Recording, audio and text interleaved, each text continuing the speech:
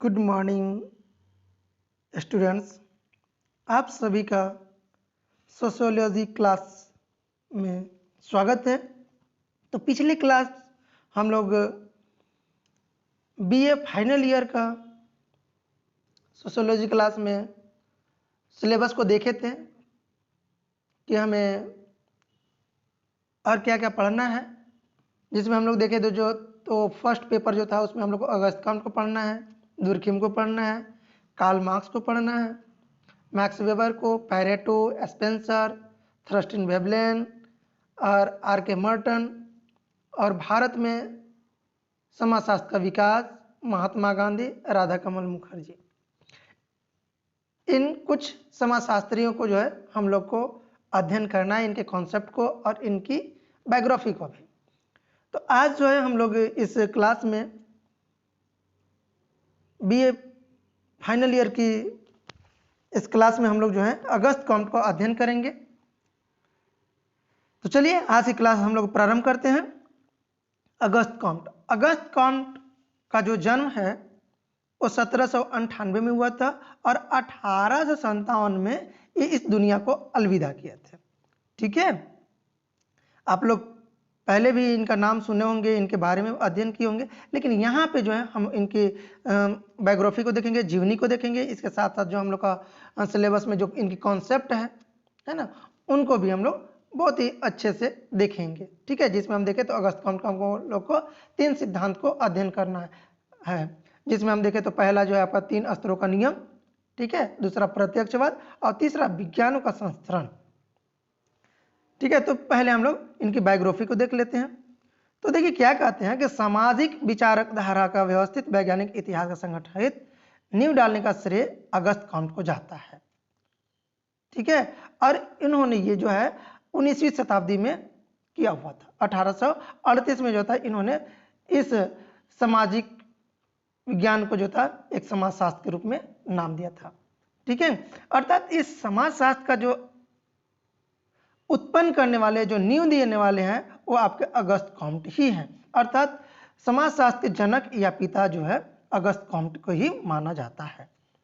ठीक है, और हम जानते हैं कि, और आप भी जानते हैं कि समाजशास्त्र की उत्पत्ति जो है ये फ्रांस के जो दार्शनिक थे, और फ्रांस के दार्शनिक कौन थे? अगस्त काउंट। ठीक है, तो अगस्त काउंट के द्वारा जो था इस विषय का उत्पन्न किया गया था। ठीक है, यहाँ पे आप देख सकते हैं समाजशास्त्र के उत्पत्ति का श्रेय है ना फ्रांस के दार्शनिक अगस्त काउंट को जाता है। ठीक है, अर्थात 1838 से पहले जो था इस विषय को भौतिक समाज के नाम से जाना जाता था, लेकिन अगस्त काउंट महोदय जो थे इन्होंने इस विषय को 1838 में जो था समाजशास्त्र का नाम दिया, और ये नाम देने के साथ साथ इस विषय में बहुत अधिक रिफॉर्म किए और इस विषय को विज्ञान के रूप में प्रस्तावित करने का भी इन्होंने अपना विचार रखा। इसीलिए जो है हम लोग समाजशास्त्र को विज्ञान के भी विषय को मानते हैं। आगे हम लोग इनके सिद्धांत में देखेंगे कि विज्ञानों का संस्करण के माध्यम से जो था इन्होंने समाजशास्त्र को क्यों और किस प्रकार और कैसे जो था इन्होंने समाजशास्त्र को विज्ञान के रूप में एक स्थापित किया। ठीक है, जो अगस्त काउंट थे उन्होंने हम देखें तो समाजशास्त्र को एक प्रतिष्ठित किया और इस विषय को जो है एक सामाजिक रूप से घटनाओं को व्यवस्थित, ठीक है, जो समाज की घटनाएं होती है उनको व्यवस्थित क्रमबद्ध वस्तुनिष्ठ अध्ययन करने योग्य बताया। ठीक है, अर्थात यदि हम देखें तो समाजशास्त्र और सामाजिक विचारों के क्षेत्र का निर्धारण भी इन्होंने किया। मतलब जो समाजशास्त्र है इसका क्षेत्र क्या होगा, ठीक है, इसका सीमा क्या होगी, इन सभी का जो था इन्होंने निर्धारण किया है। ठीक है, और साथ साथ हम देखें तो विज्ञानों का वर्गीकरण के द्वारा जो था इन्होंने पारस्परिक संबंधों पर प्रकाश डाला, अर्थात एक दूसरे से कैसे ये जो है विज्ञान के रूप में है। क्यों? क्योंकि हम देखें तो विज्ञान जो साइंस है, साइंस का सब्जेक्ट अलग हो जाता है, आर्ट्स का सब्जेक्ट अलग हो जाता है, कॉमर्स का सब्जेक्ट अलग हो जाता है। फिर भी इन्होंने जो था इस समाजशास्त्र को इन्होंने विज्ञान बनाने की और विज्ञान से रिलेट करने का जो कार्य किया, इस वजह से जो है इनको समाजशास्त्र का जनक भी माना जाता है। देखिए यहाँ पे लिखा हुआ है ना, समाजशास्त्र का जनक के रूप में विदित किया जाता है। ठीक है, समाजशास्त्र के जो जन्म है वो फ्रांस की राज्य क्रांति का महत्वपूर्ण स्थान माना जाता है। अर्थात ये जो समाजशास्त्र की उत्पत्ति है, ये उत्पत्ति का सबसे बड़ा श्रेय जो है ना फ्रांस की राज्य क्रांति का जाता है। इसके बाद जाता है आपका औद्योगिकरण, इंग्लैंड की जो औद्योगिक क्रांति हुई थी उसका जाता है, तो उसको हम लोग आगे देखेंगे। ठीक है, अर्थात अगस्त कॉम्ट को ऐसा विश्वास था कि व्यवस्था से ही समाज उन्नति कर सकता है। मतलब कि हम लोग देखते हैं ना कि यदि हम लोग जब पढ़ते भी हैं तो उसको के लिए भी हम लोग जो है व्यवस्था स्थापित करते हैं कि हमारे पास कौन कौन से बुक होनी चाहिए, हमारा सिलेबस जो है उस सिलेबस के अनुसार हमें कब कब जो है अपने सिलेबस को कंप्लीट करना होगा, है ना। मतलब कि व्यवस्थित क्रम में जो है ना हम अपनी पढ़ाई को आगे बढ़ाते हैं, तो ही जो है हमारा अच्छे अंक प्राप्त हो पाते हैं। ठीक है, अर्थात हम देखें तो स्कूल में जो क्या होता है, टाइम टेबल निर्धारित की जाती है, व्यवस्थित होता है कि फर्स्ट पीरियड में ये पढ़ाई होगी, सेकेंड में ये होगी, थर्ड में ये होगी, इस तरह से क्रमनुमा होता है।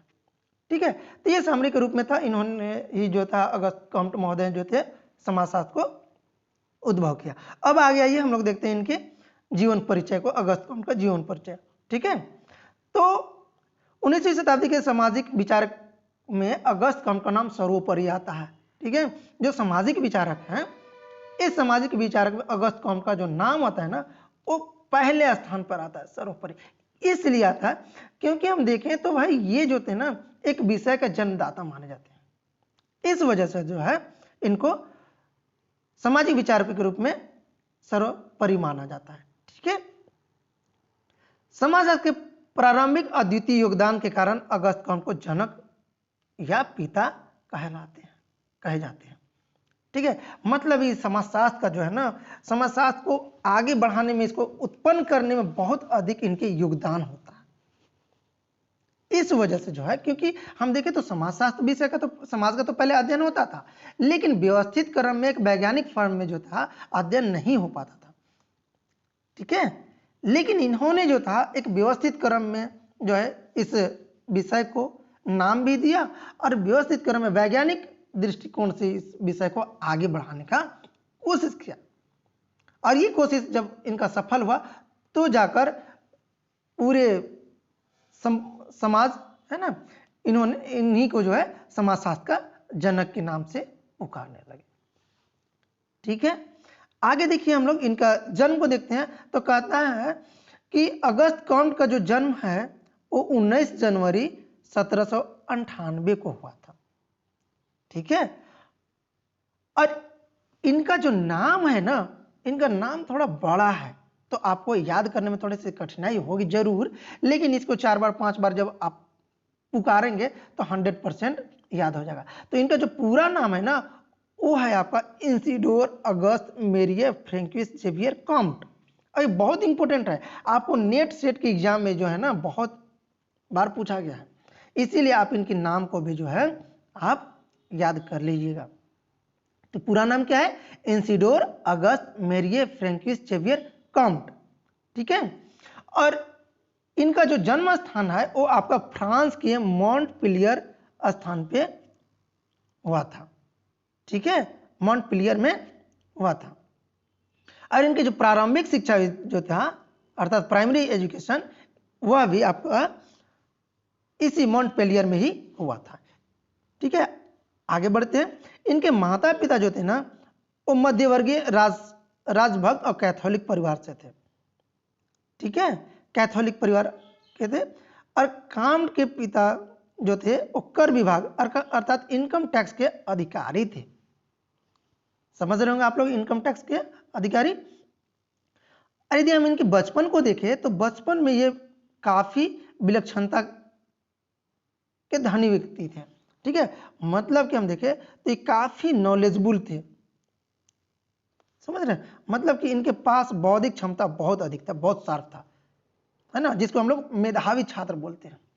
ठीक है, तो ये बचपन से ही जो थे ना बहुत अधिक मेधावी थे, इंटेलिजेंट थे। और ये जो थे काफी प्रखर बुद्धि के थे। प्रखर मतलब शार्प माइंड वाले थे, कुछ भी चीज को बहुत जल्दी सीख लेते थे। तो ये जो थे ना बौद्धिक लक्षणता के कारण जो था 16 वर्ष की आयु में गणित जैसे कठिन विषय पर व्याख्यान देना प्रारंभ किया। अर्थात ये जो थे अगस्त कॉम्ट महोदय, इन्होंने 16 वर्ष की आयु में जो था गणित के ऊपर जो था व्याख्यान दिए हुए थे। ठीक है, इसीलिए जो है माना जाता है, इनका विचार था कि गणित सभी विज्ञानों के ज्ञान का आधार है। ठीक है, गणित जो है सभी मानव के ज्ञान का आधार है। कहने का तात्पर्य है कि जो मानव है उनके ज्ञान का जो बेस है ना, आधार है, वो आपका गणित ही। गणित के द्वारा ही जो है वह व्यक्ति सफल हो सकता है। ठीक है, तो गणित, और हम देखें तो अगस्त कॉम्ट महोदय जो थे वो पहले एक गणित के स्टूडेंट थे, लेकिन बाद में जब देखा गया धीरे धीरे इनकी रुचि समाज की ओर हुई और ये समाजशास्त्री के रूप में जाने लगे।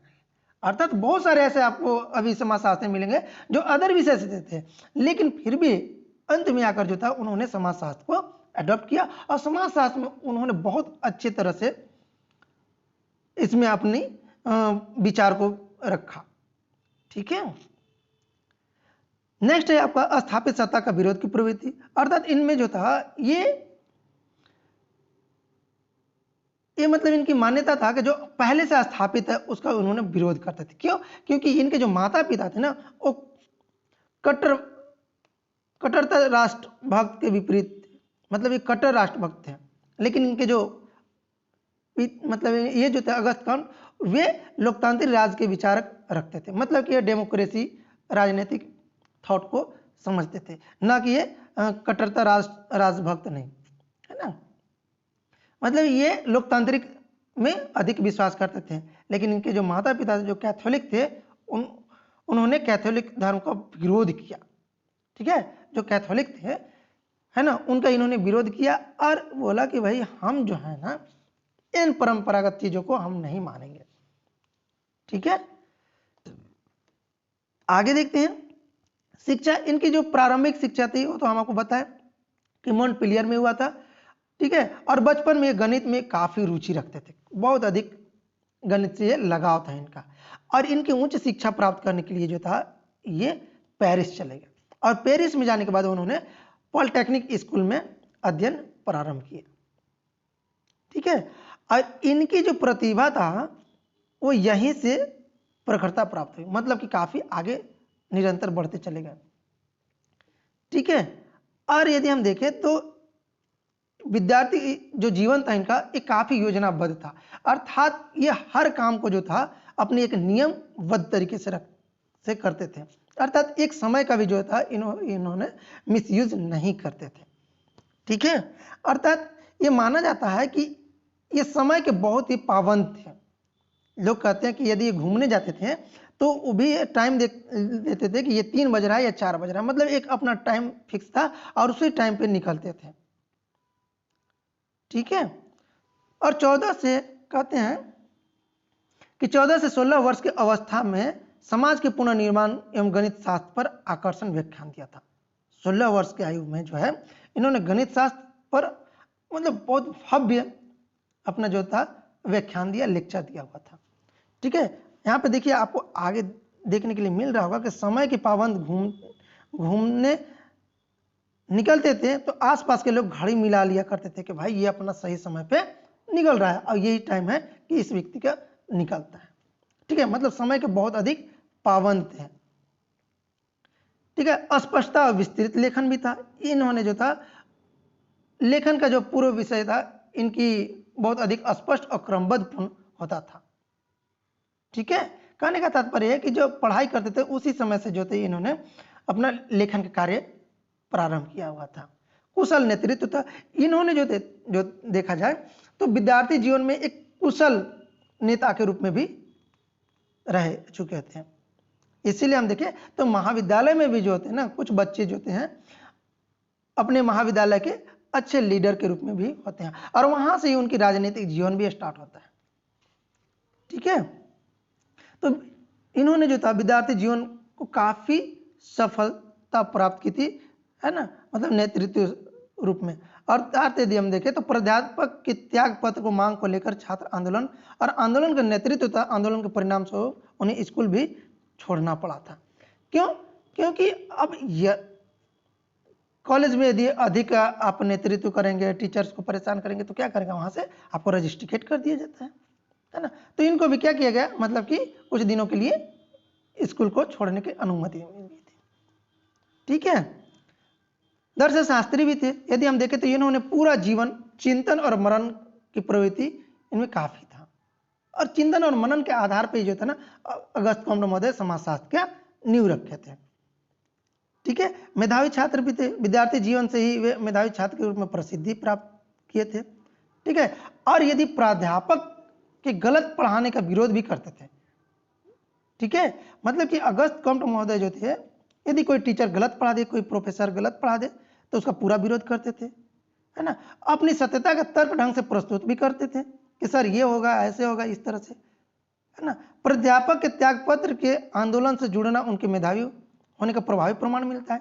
इसलिए क्योंकि कोई भी स्टूडेंट यदि टीचर के साथ तर्क वितर्क करता है तो जरूर कहीं ना कहीं वह उसमें मेधावी है, उसमें कुछ अच्छे नॉलेज है ना।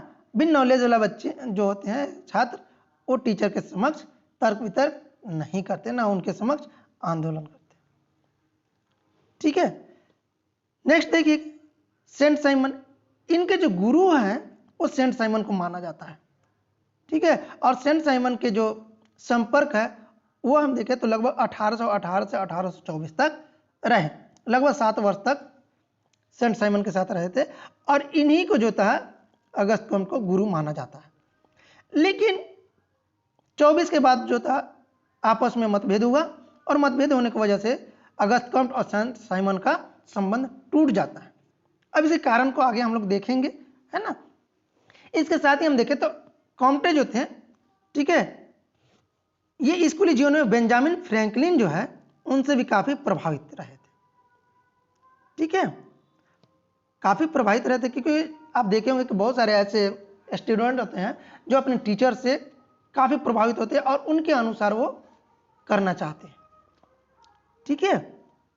आगे यदि हम देखते हैं इनके वैवाहिक जीवन, तो अगस्त कॉम्टे का जो विवाह होता है वो 1825 में कोरेलिन मैसिन के साथ हुआ।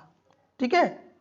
अगस्त कॉम्टे का जो विवाह है 1825 में कोरेलिन मैसिन के साथ हुआ, लेकिन इनका जो ये जीवन है, वैवाहिक जीवन, बहुत ही दुखद रहता है।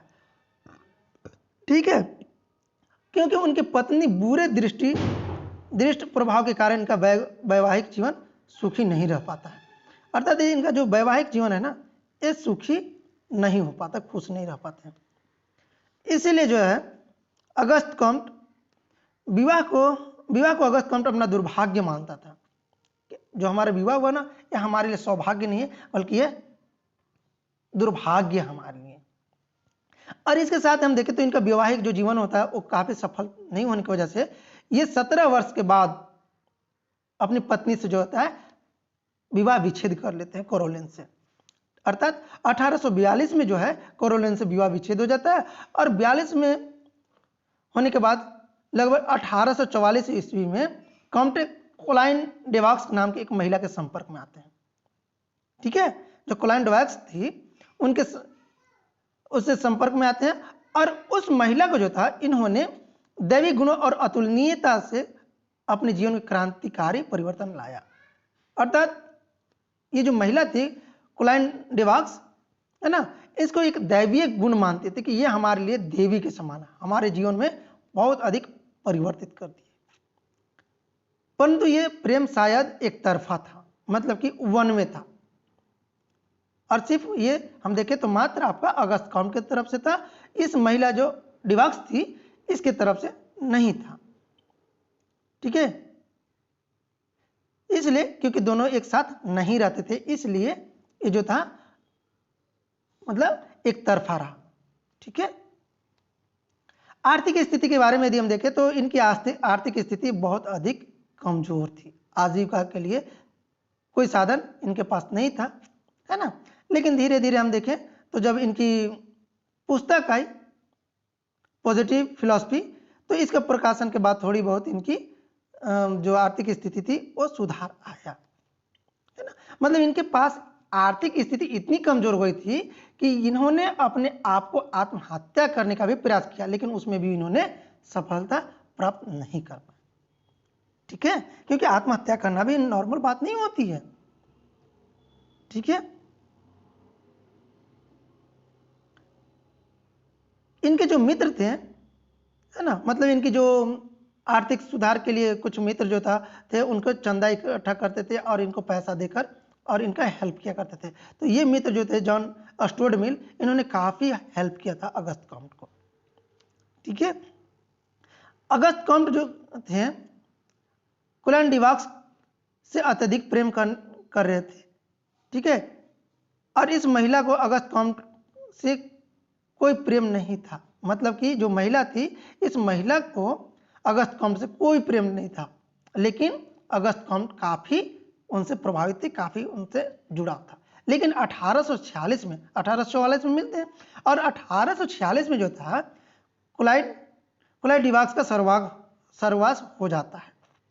ठीक है, मतलब मात्र 2 वर्ष तक ही साथ में रह पाते हैं और ये कोलाइड डिवाक्स स्वर्गवास हो जाती है। और 2 वर्ष की अल्पावधि में अगस्त कॉम्ट पर इस महिला का अभूतपूर्व प्रभाव पड़ा था, काफी प्रभावित पड़ता है।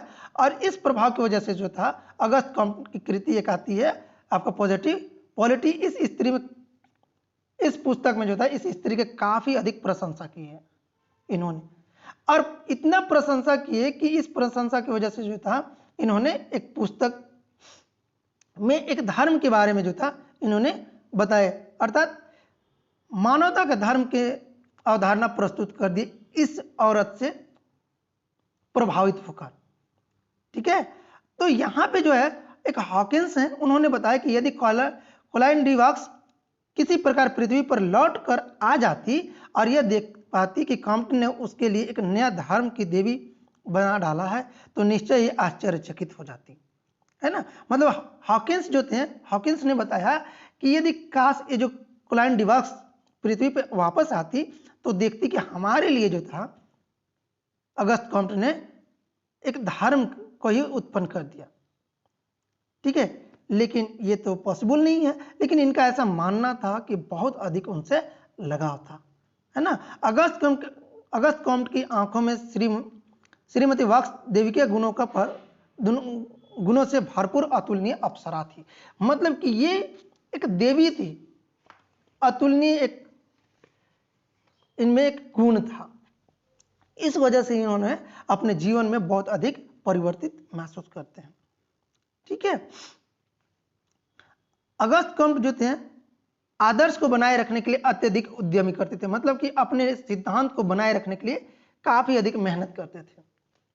ठीक है, हर संभव प्रयत्न करते थे, परंतु अपने असाधारण प्रतिभा, बौद्धिकता, तार्किक के साथ ही उनके बारे में ऐसा कहा जाता है कि कॉम्ट की कृतियों और जीवन की एकरूपता का अभाव था। ठीक है, मतलब कि इनकी कृतियां और जीवन की एकरूपता जो था वो काफी अलग था। फिर भी अगस्त कॉम्ट की जो पुस्तक आई पॉजिटिव फिलॉसफी, इस पॉजिटिव फिलॉसफी को जो है लोगों ने हृदय से स्वागत किया। मतलब कि बहुत अधिक इस पुस्तक का पॉपुलैरिटी बढ़ा। लेकिन दूसरी तरफ एक और पुस्तक आई पॉजिटिव पॉलिटी, जिसकी काफी अधिक निंदा हुई। इसी पुस्तक में जो था कोलाइड डिवाक्स के बारे में उन्होंने लिखा था, और इसी पुस्तक में जो था इन्होंने इस महिला को दैवीय गुण के रूप में परिभाषित किया था। ठीक है, तो पॉजिटिव पॉलिटी जो था इसमें काफी लोगों के द्वारा निंदा की गई, लेकिन फिर भी इससे इन्होंने विचलित नहीं हुआ और आगे निरंतर ये लिखते रहे। ठीक है, और अंत में हम देखें तो अगस्त कॉम्ट की मृत्यु 5 सितंबर 1857 को मात्र 59 वर्ष की आयु में हुई। लेकिन इनके विचार व दर्शन आज तक जीवित और आगे भी जीवित रहेंगे, और ये चलता ही रहेगा। इसलिए क्योंकि अगस्त कॉम्ट जो थे ना, इस समाजशास्त्र के जनक माने जाते हैं, और समाजशास्त्र पूरे विश्व में अध्ययन किया जाता है, और इन्हीं के द्वारा जो ये विषय का उद्भव किया गया, तो इनको तो आगे भी पढ़ा जाएगा और पहले तो पढ़ाया गया था और वर्तमान में भी हम लोग अध्ययन कर रहे हैं। ठीक है, तो ये अगस्त कॉम्ट का जीवनी बहुत ही अच्छा और रोचक इनका जीवन बीतता है। किसी महिला के साथ मात्र 2 वर्ष की अवधि में रहने की वजह से जो था इनके जीवन में बहुत अधिक परिवर्तन होता है, और इतना अधिक परिवर्तन होता है कि आप समझ सकते हैं कि इन्होंने उनके ऊपर जो था एक धर्म का उत्पत्ति कर दिया, मानव धर्म का जन्म दे दिया। आप समझ सकते हैं कितना महान व्यक्ति थे। ठीक है, तो आप लोग को अगस्त कॉम्ट का जीवनी समझ में आया होगा, है ना। एक बार 2 बार पढ़िएगा, बहुत अच्छे से समझ में आ जाएगा। यदि पढ़ने के लिए समय नहीं मिल पाएगा तो कम से कम सुन लीजिएगा। यदि आप 2 बार सुन लेंगे ना तो बहुत अच्छे से आपको समझ में आ जाएगा। ठीक है, नेक्स्ट क्लास जो है हम लोग अगस्त कॉम्ट की कृतियां को देखेंगे, मतलब इनकी जो पुस्तकें हैं, कौन कौन से पुस्तक लिखे हैं, और इसके बाद जो है हम इनके सिद्धांत को अध्ययन करेंगे नेक्स्ट क्लास में। ठीक है, तो यदि हमारी इस वीडियो आप लोग को अच्छा लगा हो तो हमारे चैनल को सब्सक्राइब कीजिएगा और अपने मित्रों में इसको जरूर शेयर कीजिएगा, ताकि हर किसी के पास पहुंचे और समाजशास्त्र को एक अच्छे स्थान मिल सके। क्योंकि जब तक से हम स्टूडेंट इस विषय को अध्ययन नहीं करेंगे, आगे नहीं बढ़ेंगे, तब तक से इसकी विकास नहीं हो पाएगा। ठीक है, तो आप लोग इसको जरूर शेयर कीजिएगा अपने मित्रों में भी, और इसके बारे में अपने छोटे जो भाई होंगे, बहन होंगे, उनको भी बताने का कोशिश कीजिएगा। क्योंकि बताने से ये होता है कि आप किसी के समक्ष, किसी के असमक्ष, है ना, प्रस्तुत कर पाएंगे, बता पाएंगे। और बहुत अधिक इंपॉर्टेंस होता है जब आप ग्रेजुएट हो जाते हैं और किसी के समक्ष 2 शब्द नहीं बोल पाते हैं। तो इस तरह से जो होता है, आप किसी के समक्ष जब बोलेंगे तो आप कहीं भी किसी भी स्टेज पे जाके आप बता सकते हैं, बोल सकते हैं। ठीक है, थैंक यू स्टूडेंट्स।